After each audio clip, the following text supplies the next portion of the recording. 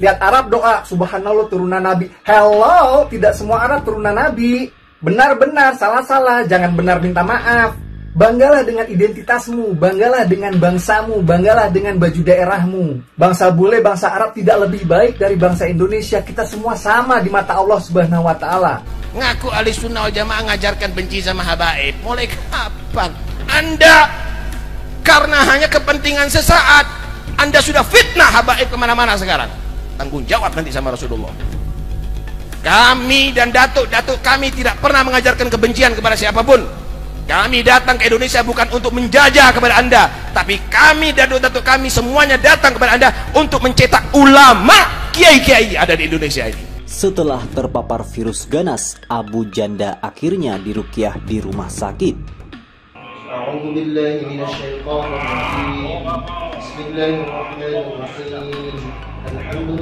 Rabbil Alamin Ar-Rahmanir-Rahim Maliki Yawmiddin Iyyaka na'budu wa iyyaka nasta'in Ihdinas siratal mustaqim Siratal ladzina an'amta 'alaihim ghairil maghdubi 'alaihim waladdallin.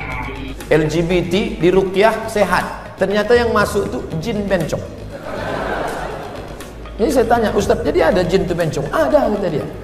Itulah yang dimasuk ke dalam. Nah, Ustadz, udah diruqyah 2-3 kali, tetap juga sakit. Berarti tidak pemarah. Dan juga bahasa dibahasakan oleh si Abu Janda yang semoga Allah SWT menghisapnya dengan hisap yang sangat keras ya.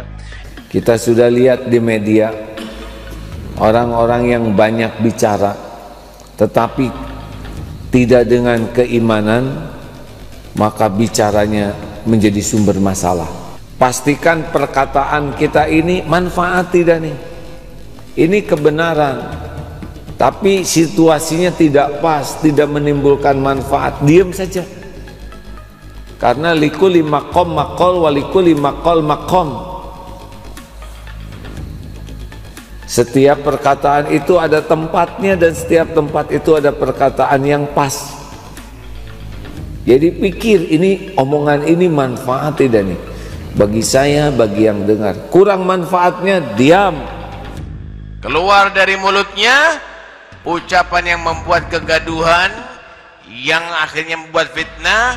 Bisa keluar kata-kata dari mulut tapi nggak bisa kembali lagi itu kata-kata ke dalam mulut. Paham Pak? Paham Bu? Karena itu jangan setelah ngomong baru mikir. Wal mutafaihigun, orang yang sombong. Ternyata orang yang banyak ngomong itu adalah dibenci sama Nabi. Karena itu jangan banyak ngomong Pak. Ini mulut nih woy.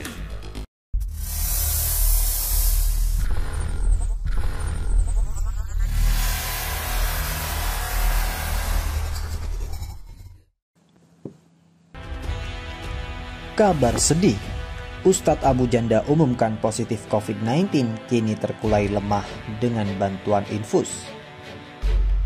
Pegiat media sosial Permadi Arya atau yang kerap menjuluki dirinya Ustadz Abu Janda mengumumkan dirinya kini terpapar COVID-19. Melalui Instagram story-nya, Abu Janda mengunggah foto tangan mengenakan infus. Selain itu, Abu Janda juga menulis cukup panjang lebar terkait kondisi yang tengah dialaminya. Menurut Abu Janda, varian COVID-19 yang muncul belakangan lebih berbahaya. Dalam foto tersebut, dia menuliskan bahwa varian COVID-19 yang baru ini lebih ganas dan mudah menular. Varian baru ini lebih ganas karena dia airborne, berterbangan di udara sudut-sudut ruang publik, di luar pagar rumahmu. Serangannya lebih brutal karena dia bermutasi di dalam tubuh orang-orang yang telah divaksin. Ya, pisau bermata dua, tulis akun @permadiaktivis2. Abu Janda menambahkan, meskipun seseorang sudah berupaya menjaga protokol kesehatan, virus tersebut terus mengintai dan kapan saja bisa mengenai. Kau bisa jaga prokesmu, jaga positif thinkingmu, tapi dia cuma butuh satu momen lemahmu, mungkin pikiranmu atau tidak fit badanmu dalam sekejap mata, ungkapnya. Saya adalah bukti manusia tidak akan menang main kucing-kucingan dengannya. Jika Anda belum kena bukan karena Anda jago, Anda cuma masih beruntung saja, jelasnya. Kabar Abu Janda yang positif COVID-19 menjadi pembicaraan hangat media sosial. Sebagian prihatin dan mendoakan kesembuhan Abu Janda. Namun ada pula yang mengingatkan perkataan Abu Janda belum lama ini yang bilang tidak masalah jika masuk ke neraka asalkan tidak bertemu Tengku Zulkarnain. Mulai kapan ngaku ahli sunnah wal jamaah ngajarkan benci sama habaib? Mulai kapan? Anda karena hanya kepentingan sesaat Anda sudah fitnah habaib kemana-mana sekarang. Tanggung jawab nanti sama Rasulullah. Kami dan datuk-datuk kami tidak pernah mengajarkan kebencian kepada siapapun. Kami datang ke Indonesia bukan untuk menjajah kepada Anda, tapi kami datuk-datuk kami semuanya datang kepada Anda untuk mencetak ulama, kiai-kiai ada di Indonesia ini. Awas, Anda tanggung jawab sama Rasulullah SAW. Datuk kami adalah bukan makan harta Anda. Lihat bagaimana sekarang semuanya. Anda muhibbin, Anda cinta kepada habaib, Anda ada di sini. Tapi habaib bagaimana menghargai Anda? Dipotongkan kambing 100 lebih untuk Anda. Anda datang ke sini bawa apa? Paling gula 1 kilo. Anda bawa apa di sini? Tapi itu semuanya kenapa? Karena kami dididik untuk menghargai muhibbin. Kami dididik untuk menghargai muhibbin. Kami tidak pernah ambisi dengan jabatan PNKB. Kami tidak punya ambisi dengan isytihar. Silahkan Anda ambil semuanya. Kami tidak itu. Kami tidak pernah dididik untuk benci kepada siapapun, hatta kepada musuh. Tahukah Anda Sayyidina Husain datuk kami disembelih, saudara? Sayyidina Hasan datuk kami diracun, saudara. Sayyidina Ali dibunuh. Tapi bagaimana mendidik kepada anak cucunya?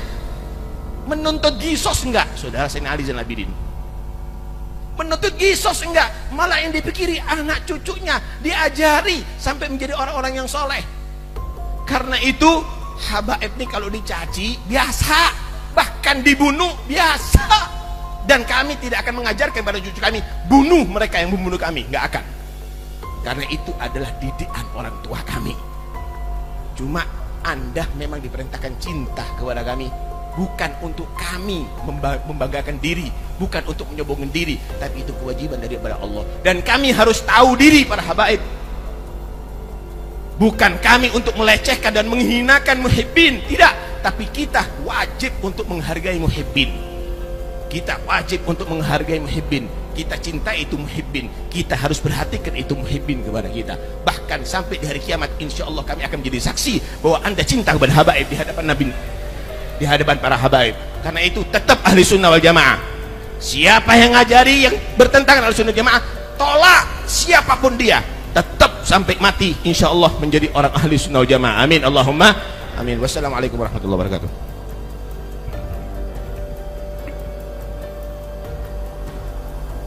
Tensofales, BMT Tensofales benar, yakin benar nih, tidak ada ragu-ragu.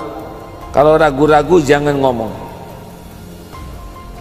Berita apapun yang kita dengar dan kita ragu, udah diam saja, daripada kita jadi fitnah. Harus yakin dulu ini yang diomongkan benar atau tidak. Kalau tidak benar atau ragu, diam. Dua, manfaat. Pastikan perkataan kita ini manfaat tidak nih. Ini kebenaran, tapi situasinya tidak pas, tidak menimbulkan manfaat, diam saja. Karena likulli maqam maqal wa likulli maqal maqam. Setiap perkataan itu ada tempatnya dan setiap tempat itu ada perkataan yang pas. Jadi pikir ini omongan ini manfaat tidak nih bagi saya, bagi yang dengar. Kurang manfaatnya diam. 3, pastikan kalau yakin ini benar, ini manfaat. Tak melukai. Kita harus milih kata dan nada yang kebenaran yang kita sampaikan, manfaat yang kita berikan, tidak pakai merobek hati siapapun. Namanya BMT. Tahu singkatan apa BMT? Benar, manfaat, tak menyakiti, baitul mal wa tamwil. Benar, manfaat, tak menyakiti, ya, tak melukai. Mikir, nggak apa-apa mikir lebih lama, nggak apa-apa, daripada kita bicara tidak benar, tidak manfaat dan menyakiti.